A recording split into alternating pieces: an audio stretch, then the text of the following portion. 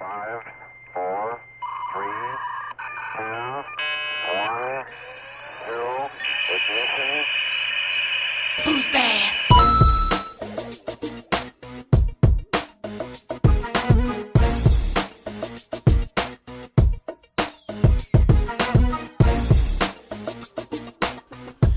And that's right, ladies and gentlemen, it's that time again. It's the Bad Crypto Podcast. Okay, that's like the morning DJ. Welcome there. Joel Comm here, author, speaker, 12-year-old, well, at least on the inside, with my compadre, Mr. Travis Wright. Hey, Trav. Hey, good sir. Welcome back from San Francisco. You had a journey. I did have a journey, and of course, journey is from San Francisco. When Don't stop believing. Go down in the... I'm not Steve Perry. It's Even true. Steve Perry's That not is Steve Perry anymore. Don't stop hodling Bitcoin. Hey, this is kind of thrilling. So Jonathan Cain, C-A-I-N, is the keyboardist for Journey, and he wrote "Don't Stop Believin'." He followed me on Twitter. Very nice. Very I know, nice. it was like, oh, fanboy, you know. That was a fanboy moment there. So Anyway, on this episode of the Bad Crypto Podcast, Bitcoin hits 4,000, Neo hits 50, and we take a trip down the rabbit hole and talk about an answer to a question that many of you have, which is, what is Ethereum? And so, welcome, my son. what is this fandangled Ethereum thing? I don't even understand none of it. Yeah. The hell? This is the dawning of the age of Ethereum. Nice. That was the special treat that you were holding back. That's so good. That was it. Just for you. Hey, tell them what they shouldn't do with this podcast, please. Well, just so you know, Joel Comm and Travis Wright are not financial advisors. And so we wanted to let you know that this is not financial advice. The information on this website and on this podcast, the Bad Crypto Podcast, is provided for educational, informational, and entertainment purposes only, without any expressed or implied warranty of any kind, including warranties of accuracy, completeness, or fitness of any particular purpose. This here is us learning about cryptocurrencies and teaching you what we learn. If you take our information and you go lose money, we are sorry, because we're not making investment advice. We're only teaching you about it. So if you learn and then you earn, yay!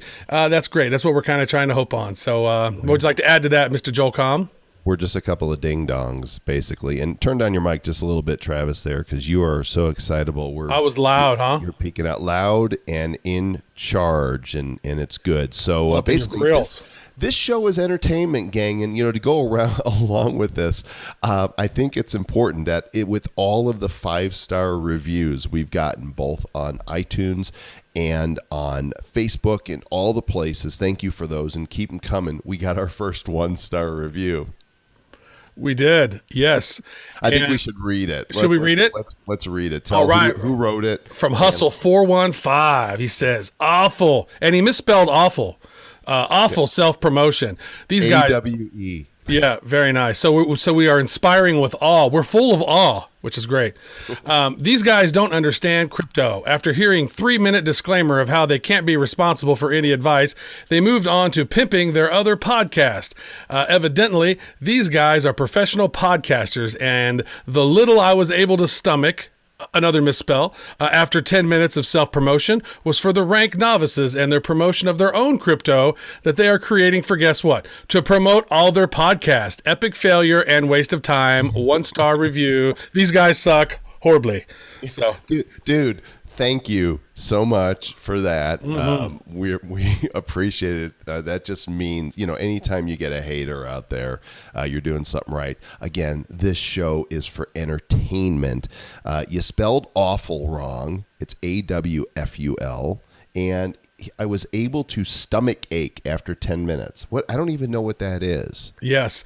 And I would also say, if this is the first time you have tuned into one of our shows, keep in mind the Bad Crypto Podcast is a serial type podcast at first. Our first 20, 30 episodes, we're going in and laying the foundations of some of these key elements of Bitcoin mining, blockchain. We've talked about those already, right? We've talked about these different elements and wallets and exchanges and how they all work and how to trade and to send your money to different places. And so, that's really what it is. If you jump into a middle show, some of the stuff you may not have the foundation for, so you're going to want to tune into the first episode, and you can get to that at badco.in/001. Actually, you can get to every one of our episodes that way, badcoin/001 through 009. This is 09 right here. So, and in the future, 010 and 100 and 532 and 1,923,458. Because math. Yeah, because math. So, hey, thanks for the reviews. We do appreciate it. You can call us, email us, review us. If you go to badcryptopodcast.com, you could see all the places that you could join us. And at the end of the show, we'll be a little more specific. But we've got questions. One of them came in from Rashid via our contact form on the website. And I'm gonna shrink down. I'm gonna compartmentalize this question. With all the investing, mining, ICOs, for what? To increase your net worth in US dollars, not Bitcoin. I came to the realization that we're all invested in cryptocurrencies for an ROI that we want in USD. We want to retire on the US dollar. So is there any legitimate reason to invest in cryptos besides increasing your bank account in USD? Because if you go to CoinMarketCap, you'll see more dollar signs than Bitcoin signs. Why is that? Why is that, Travis? So, it's an interesting question here, and I would say there's no guarantee, Rashid, that the U.S. dollar is going to last for eternity. By the time, I don't know how old you are, but there's no guarantee that the USD will be there when you retire, right? And so I would say this is a way to, in some ways, grow your wealth, secure your wealth, and also enable you to transfer money a lot quicker. It gives you a lot more freedom. And, when you see how many dollars have been printed since 2008, when we had that crisis back then, to now, quantitative easing 1, 2, and 3, there has been so many US dollars printed that in some ways the price seems artificially pumped up and the house of cards could collapse at any time. And it's interesting. I'm doing some additional research on some solutions that the IMF has been working on and some other stuff around blockchain, which seems a little interesting and kind of bizarre. So I've not done full-on research onto that, but I would say that the US dollar may not be around as long as you would think it would be around. And so this is kind of a way to hedge your bets. So what would you add to that, Joel? Not only that, but inflation, right? I just sent you a link that we'll put in the show notes for the U.S. Inflation calculator. If you had purchased an item for $20 in the year 1913, just over 100 years ago, today in 2017, that same item would cost $494. That is a cumulative inflation rate of 2,372%. So the dollar doesn't buy what it used to. And I think, there's a couple things I'll add to this. One, many of the cryptocurrencies and tokens have their own use. There is no way that you'll be able to participate in some of the functionality that these businesses are offering in US dollar. You'll need to have their specific token or currency. The other reason I think we see dollar signs on CoinMarketCap is because we understand we need to be able to compare it to something.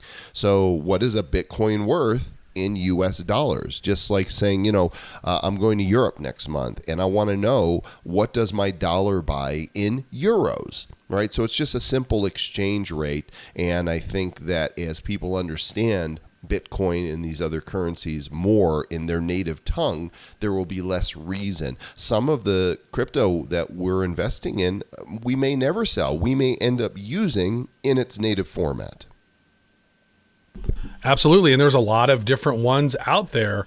And today, I believe we're going to talk about Ethereum primarily, and we're going to talk about Neo a little bit as well. So a little bit later on in the episode, we'll be getting down on that. But hopefully that answered your question there, Rashi. Come on in. Yeah, yes. Like you really want it. Ka-ching. So we got another question. This one came in via our phone number, which is our Google Voice, and you guys are free to call that. The phone number is 708-885-9030, and this call came in from Pete in San Francisco. Hi, Joel and Travis. This is Pete in San Francisco. I love your new podcast. As you know, blockchain technology has potential to disrupt many industries. One that's near and dear to my heart is social media. What do you see emerging in that space right now? A couple of examples include Steemit, which is a working community with its own altcoin, and Carbon with a K, which is undergoing an ICO now. Thinking about crypto-centered, crypto-funded, and crypto-focused social media spaces, what else looks hot to you guys? Thanks. Yeah, great question, Pete. In fact, that's one of the things that had interested me early on about the potential of social media with blockchain and, some of these cryptocurrencies. Very fascinating space. And as you know, or may not know, there's a lot of censorship that's going on within some of these social channels. I mean, on Twitter, they are, knocking off certain people who may not align with them politically. They're knocking them off. They're knocking them off. They're banning them. They're blocking this them. guy, Luigi, Mario. Take this guy out. We don't agree with his concrete politics. shoes. We don't agree with his tweets. Put him in some concrete shoes. Throw him in the Chicago River. So there's some things happening, right? I just noticed yesterday that on YouTube, one of the top guys over on one of the sort of alternative news sites, all of his videos got demonetized, so he can no longer make money on his videos, and because they don't like it. They don't like it. You're not speaking. Yeah, you're not speaking the terms we want to hear, and we disagree with you. So we're all about free speech whenever you agree with us. Is what our kind of free speech. Big Brother is very real. It's not 1984. It's 2017, but it's becoming like 1984, and the thought police are coming out in full force. So in the words of Twisted Sister, we're not going to take it. No, we ain't going to take it. We're not going to take it anymore. Thank you, D. Snyder, for adding that. I think that was decentralized Snyder. Decentralized Snyder. That's awesome. Okay, so we're going to address this a little bit more about the future of social media and crypto. Yes, Steemit is one community that's been built, and you mentioned another one that I'm not familiar with. Carbon, might be going through an ICO. Don't know if you're related to them or not. That might have just been a subtle way to insert your own ICO. I don't know. We'll assume you're innocent until proven guilty. Let's look and see if there's a Pete on the Carbon board. One of the things that Travis and I are excited about is we are actually on the team, have been invited to participate in an upcoming ICO and business model which solves these problems. And we're not really free to talk about it yet, but you will be hearing in the future, again, because we don't jump in anything that we don't believe in. And when the time is right, you shall know. Shall we do the news? Let's jump in. Give me like a newsy, intro sound. Bitcoin hits 4,000. Boom, dude. 4,000. In fact, right now, as we are recording this podcast, I'm trying to pull up coin market cap. I have so many $65 billion market cap for Bitcoin right now. And it's at 4,008. What we're talking about here is phenomenal, because you'll remember it was just in, it hit 3,000 back in on August 1st, like right after the fork, it went up to $3,000. But before the fork, it went up and then it pulled back to 1,800, and then and I actually I nabbed a little bit at around 2,200, and then it's been on this just boom, like blast off taking off. It got from 3,000 to 4,000 faster than it got, from 2 to 3.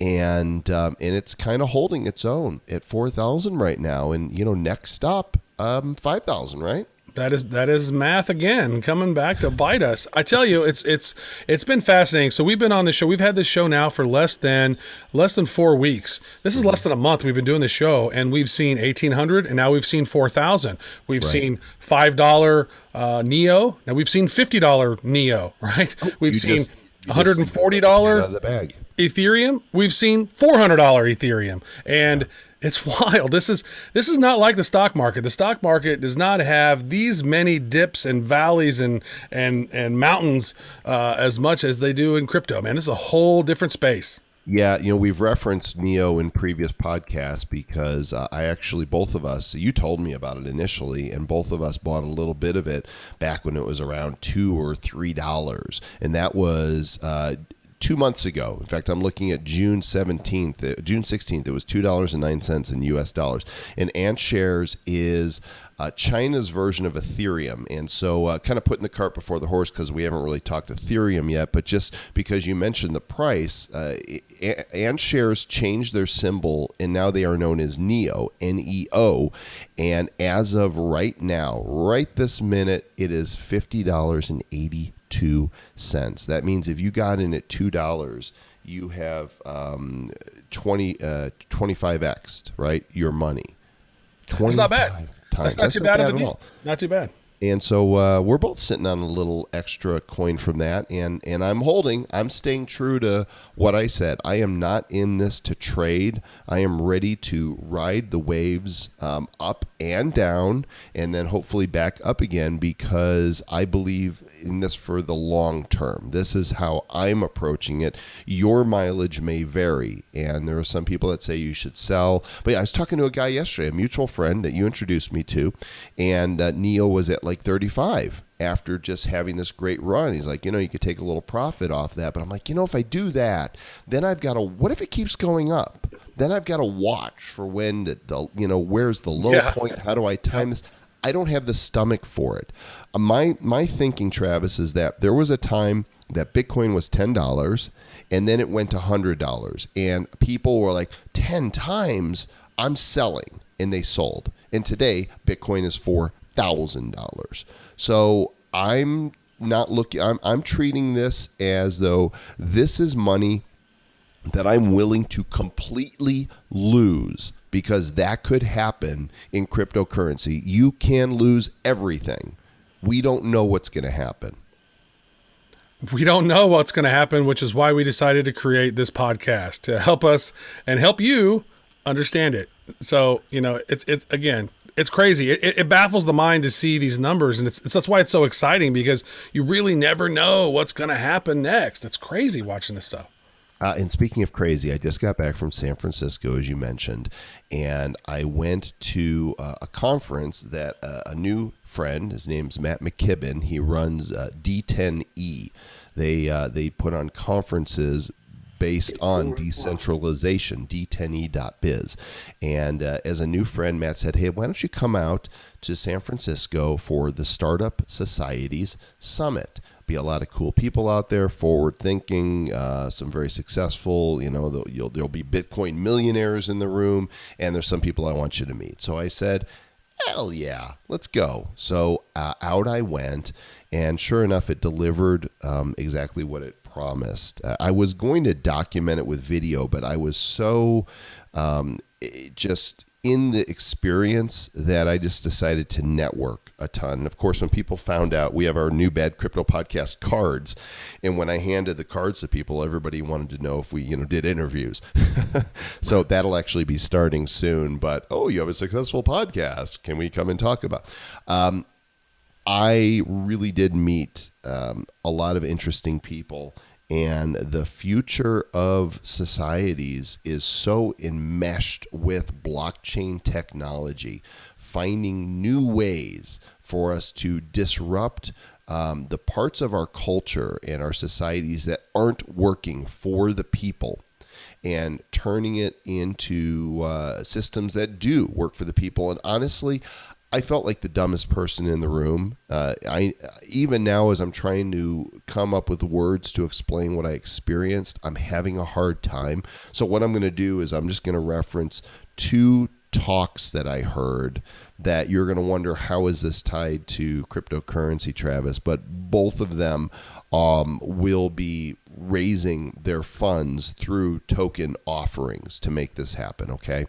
So one of them is around this idea of, in many cases, government has become so invasive that we're not truly free people to live our lives how we want in a manner that is non-disruptive to other people's lives, to be able to govern ourselves effectively.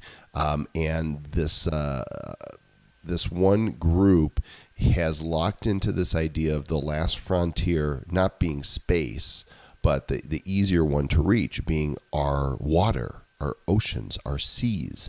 And they've got this concept of seasteading, and they have basically found one government that has water shallow enough to be able to tether floating islands that are self-sustaining, independent, self-regulating communities. Seasteading is what it's called, and it is the government of Tahiti. I really want to go to Tahiti now, by the way. They seem like the nicest people. We need to have a seasteading sponsor deal that says, hey, Joel and Travis, you need to come to Tahiti to see our floating city project. Right? This stuff is so cool. Just Google seasteading and see what you find. Again, the organization that's going to be doing this will have an offering in the future to be able to invest. Is that the Seasteading Institute? I don't know offhand. It could be. So we'll look at that, and I'll try and help you find the right one to put into the show notes. The other thing was right before I left, this group with, I want to say, Mosey.ai. Mosey.ai. There was 3 guys on stage. One of them, their chief scientist, looked like a younger Doc Brown, and even acted like one.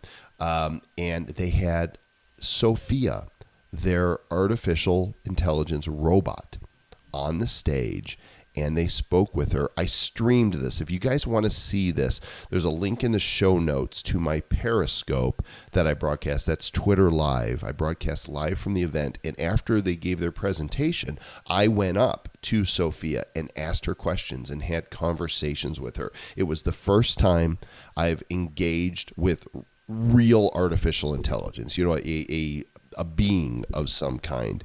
And it was like, I'm standing here, and I'm going to go negative for a moment, okay?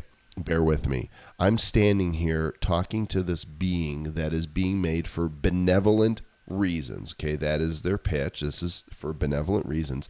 And inside, I'm freaking out just a little bit, because I'm like, this is how every robot AI movie and TV show has ever started, and none of them end well. Yeah. I actually met Sophia. I did that. I interviewed her, walked up to her at the Web Summit in Portugal this past year. They had an event there where the robot was talking, and then the robot was also at South by Southwest, and then at South by Southwest, somebody asked her a question, and she said that she wants to destroy humans. That was early on in her in her that was her programming. early vocabulary. She's been disciplined since. So guys, if you want to see this, go check this out. And the reason that this is connected to decentralization, smart up societies, is these people are creating on the blockchain artificial intelligence that is created for benevolent means, and they are seeking to create intelligent medicine around this whole thing. And I'm going through all my business cards. I hope I'm giving you the right organization. It's the only one that has AI on it. So it's Hanson Robotics was the one who had created Sophia the robot. I'm not sure. I'm not heard of Mosey.ai. How do you spell that? Very carefully. You spell that with MOZI.ai. Okay. Gotcha. Mosey Health. That was the last way. That was the one way I think I did not try. So anyway, it's fascinating stuff. The time there was fascinating. I spoke with people a lot of people. I was just, you walk up to anybody and just start a conversation. Some of them you can tell these are successful people that are founding new companies and doing all kinds of creative things with ICOs. Others, I'm sure I spoke to people that you would not know that they are Bitcoin, millionaires. There could even be a Bitcoin billionaire or two in that room. I do know that Brock Pierce, who's one of the, early pioneers of the blockchain, was there, and I'm sure he's worth a ton. But anyway, it was fascinating. I'm glad to be back, and the future is bright. I got to wear shades. Yeah, it's crazy. It's crazy. So let's get into that's the news there. So let's get into our training component of now the training component of the area. Crypto Podcast. Training area at about 25 minutes in. All right. So what is Ethereum? So that is a good question. It depends on the answer. So we're going to talk about Ethereum and what it is. So the Ethereum white paper talks about these 3 different types of decentralized apps that Ethereum can be used for. 1, apps that manage money. 2, apps where money is involved but also require another piece.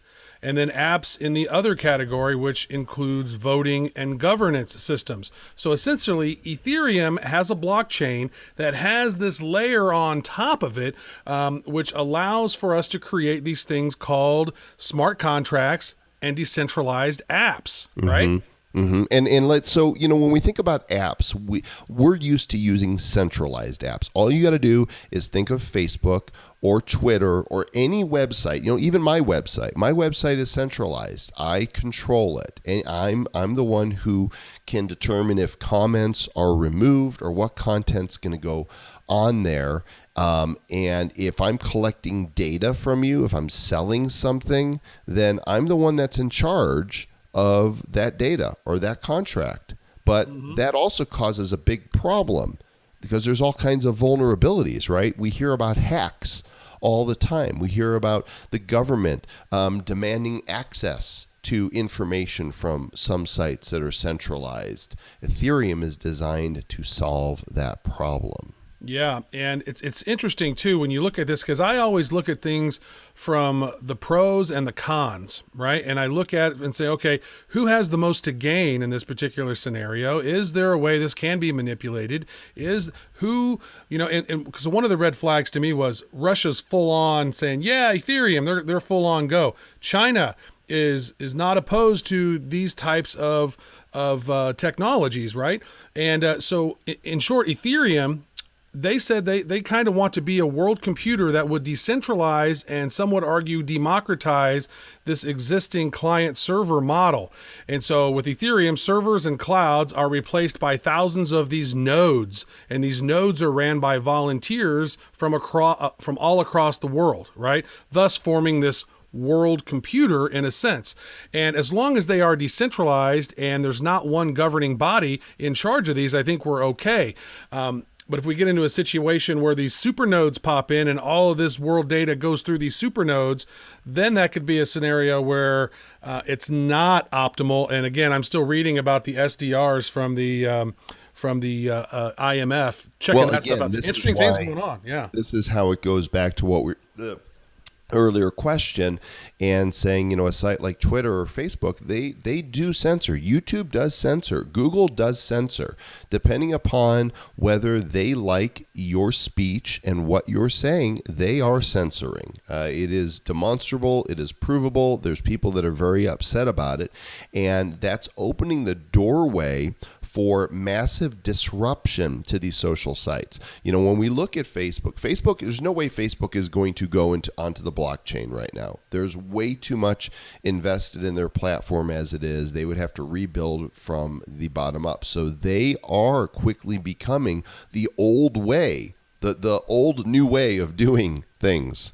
There is a new way that if Ethereum has its way, then it returns control to the people, and no entity will have control over your data. You would be the only one. So we'll take Twitter, case in point. You put up a tweet that somebody finds objectionable. They don't like it. The service can take it down. But with Ethereum, nobody except you is in control. You're the only one that you can add or delete and make changes to your information. And I think, isn't that what the internet was initially intended to be, to encourage free speech and personal liberty? Yeah, I think and originally, yeah, that's where we are. But then as you get to the certain point where, a lot of these state-controlled internets in, China and some of these other countries, they want to, eliminate free speech or only allow speech that they approve of.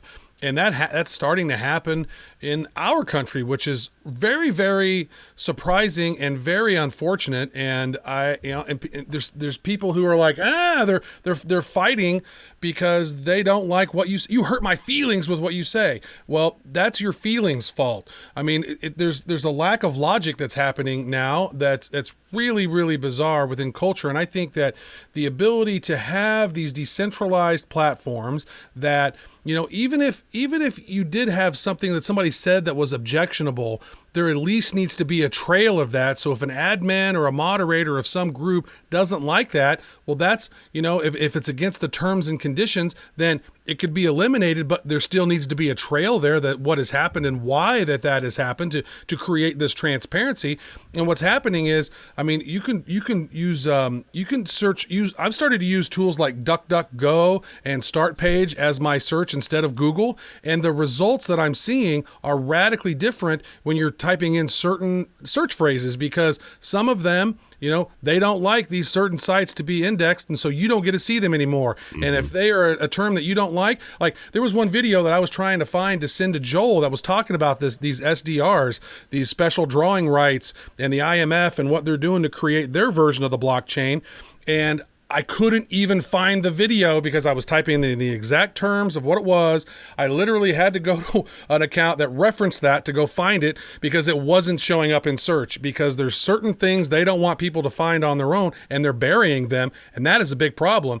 And so hopefully with the right type of technology and the right type of, blockchain enabled AI deep learning type of social network that can allow for freedom of speech and help people who are engaging with the platform, help them earn a little bit of cash money. Yeah, so I'm just actually learning, about Ethereum as we dig in here, and I think we might actually wait to talk about smart contracts and dApps on another episode just for the sake of time. I think it could make an interesting bit just all on its own training. What do you think? Yeah, because there are a lot of different uses for that. But one thing that I would finally say about the benefits of the Ethereum decentralized platform is that, a third party cannot make any changes to the data. It's corruption and tamper proof. So apps are based on the network. They're formed around the principle of consensus, meaning everyone, there becomes a point of where it becomes agreed upon that's the answer. It makes censorship impossible.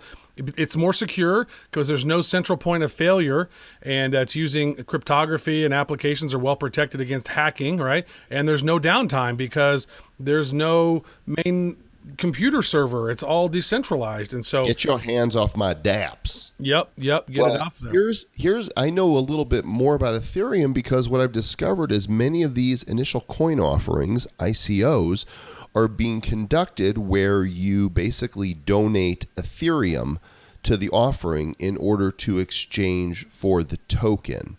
And so this is a reason that I use an Ethereum wallet rather than keep them on an exchange. Remember, we don't want to keep our coins on an exchange. You want to keep them somewhere secure where you can't be as easily hacked for the information. I use my etherwallet.com, and I have my own address there, and I keep my Ether there. And so when I see an initial coin offering that interests me, I just send them from my wallet directly to whoever's doing the offering. Mm-hmm. And like Bitcoin, Ethereum or Ether, which is the actual thing that's mined, is mineable. And Have you done any mining, Travis? You did Bitcoin mining early on, right? I did Bitcoin mining back in the day, and that program was really very, very DOS-like, and I didn't even know if I was doing it right, and so it was very confusing. And so I have not mined in a while, and I heard that you just started mining Ether. Well, I tried Ether last night. So this gentleman that I met yesterday sent me a link on Reddit, which we will have in the show notes, and it's for mining Ether on Windows. I have a pretty stout Windows PC machine. I'm on Windows 10. It's got gigs of memory. I've got an NVIDIA video card because I like to play games, and I want to make sure that my system's going to run smoothly. And when I'm trying to frag somebody on Overwatch, that I don't get laggy, even though I'm usually the one that gets fragged anyhow. So I downloaded the software. I installed it. It really just took a minute to configure it. It wasn't complicated. I put in my Ethereum, my Ether wallet address, and I turned it on, and I left it running overnight. I went to bed about 1 in the morning, and I got up around 9. So it had run about 8 hours. I came into my office, and I went to open up my computer, unlock it, and this thing was consuming every ounce of processor power that my machine had. And so I stopped it, and of course everything worked great at that point. And I looked in my Ether wallet, and I saw that I received 0.002 Ethereum from my mining overnight. Now, as of right now, Ethereum is at $290. So 0.002 is 58 cents. It ran for 8 hours. So let's say I was to run it. If we ran it all day, I'm going to multiply the 8 hours times 3, because there's 24 hours in a day, math, and that's $1.74 a day. So my computer, with its processing power, if it did nothing but mine Ethereum, would bring in approximately $52 worth of Ethereum at the current price.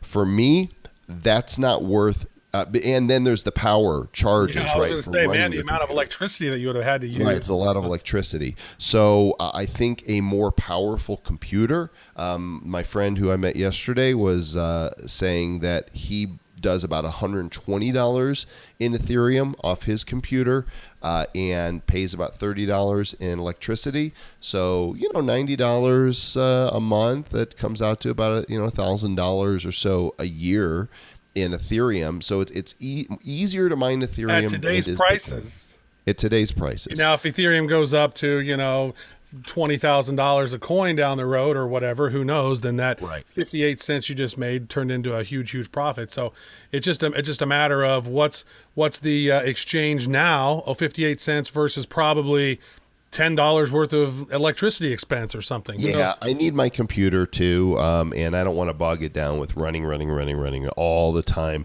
doing math. It's just too much math. I want my computer. I want to give it a break rather than abuse it and say, "Do more math, you PC." But there are those who want to try it, and if you want to mine, then go for it. And we have those links in the show notes. How to mine? You can go down and do it yourself. And that's all I have to say about that. And I think that's going to bring us to a wrap, but we have some exciting news to share with you. We are getting ready to do our first interview with a principal at a major crypto organization. Absolutely. Yes, this is exciting. We are going to be chatting with Jed McCaleb, who is the CTO and co-founder of Stellar.org. And you may have heard about Stellar.org. They have those coin tokens called Stellar Lumens. Yeah, they are currently number 33 on CoinMarketCap with a market cap of $203 million. There is 11 billion or so lumens that are currently in circulation, and we're going to be speaking with Jed about his vision for lumens. You can go to stellar.org to check them out now, and this will come out in Tuesday's show. And here's what's really exciting for you guys. Not only are you going to be able to hear from the CTO at Stellar, but they want to give away lumens. We're talking free cryptocurrency, yo. Absolutely. So just as a hint, word to the wise, maybe go to stellar.org, download the wallet. It's available for PC and for Mac, and I believe they have a Linux one if that's how you roll. And download that, because we aren't giving away unlimited amounts of these. This is a very finite amount, and there's going to be a process for you to claim this.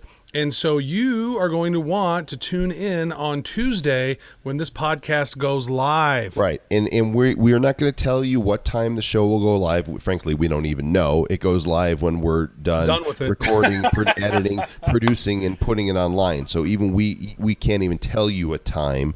We're not sure if it's going to be the middle of nights for some of you or, daytime. We don't know.